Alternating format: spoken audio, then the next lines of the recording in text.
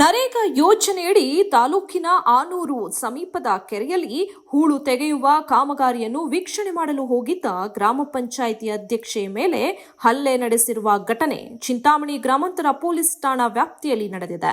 ಗ್ರಾಮ ಪಂಚಾಯಿತಿ ಅಧ್ಯಕ್ಷೆ ಸುಮಿತ್ರಮ್ಮ ಬೆಳಗ್ಗೆ 7 ಗಂಟೆಗೆ ಆನೂರು ಕೆರೆಯಲ್ಲಿ ಹೂಳು ಎತ್ತುವ ಕಾಮಗಾರಿ ವೀಕ್ಷಣೆ ಮಾಡಲು ಹೋಗಿದ್ದಾಗ ಅದೇ ಗ್ರಾಮದ ಮುನಿರೆಡ್ಡಿ ಎಂಬುವವರು ಕೆರೆ ವೀಕ್ಷಣೆ ಮಾಡಲು ನೀವು ಯಾರು ಎಂದು ಪ್ರಶ್ನಿಸಿದಾಗ ಮಾತಿಗೆ ಮಾತು ಬೆಳೆದು ಹಲ್ಲೆ ಮಾಡಲಾಗಿದೆ ಎಂದು ನಗರದ ಸಾರ್ವಜನಿಕ ಆಸ್ಪತ್ರೆಯಲ್ಲಿ ಚಿಕಿತ್ಸೆ ಪಡೆಯುತ್ತಿರುವ ಗ್ರಾಮ ಪಂಚಾಯಿತಿ ಅಧ್ಯಕ್ಷೆ ಸುಮಿತ್ರಮ್ಮ ಗಂಭೀರವಾಗಿ ಆರೋಪಿಸಿದ್ದಾರೆ. ನಾನು ಅಧ್ಯಕ್ಷೆಯಾಗಿ ಪಂಚಾಯಿತಿ ಕೆಲಸ ಸೂಕ್ತ ರೀತಿಯಲ್ಲಿ ಮಾಡಲು ಕೆಲ ವ್ಯಕ್ತಿಗಳು ಅವಕಾಶ ಮಾಡುತ್ತಿಲ್ಲ ಎಂದು ಬೇಸರ ವ್ಯಕ್ತಪಡಿಸಿದ್ದಾರೆ. ಇನ್ನು ಘಟನೆ ಕುರಿತು ಗ್ರಾಮಾಂತರ ಠಾಣೆಗೆ ದೂರು ನೀಡಿದ್ದು ಪೊಲೀಸ್ ಅಧಿಕಾರಿಗಳು ತನಿಖೆಯನ್ನು ನಡೆಸುತ್ತಿದ್ದಾರೆ.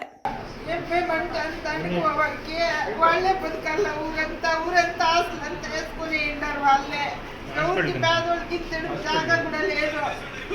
అవంతా అడిగేవాళ్ళు ఎవరు లేదు. వాళ్ళకి కొంచెం చెప్పుకొచ్చి చెరువులో ఇంకా తెరిపోయినాడు. వాళ్ళదంట చెరువు ఊర్లో మేమేం బతికంతే లేదా పోనీ అధ్యక్షులు అయిన వాళ్ళు చెప్పినట్లు వినాలంట. నేను వైపుని అడిగి సైన్లు వేయాలంట, వైపుని అడిగి పొలుపులు వేయాలంట.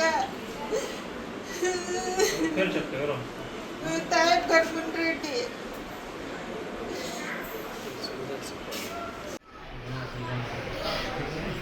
ಹೇಳಕ್ಕೆ ಏನೇನಂದ್ರು ఎట్లా కొట్టిస్తావో నీకేమే అధికారం ఉంది, నీకెవరే అధికారం ఇచ్చింది అని ఏమి మాటలంతా తిట్టినాడు.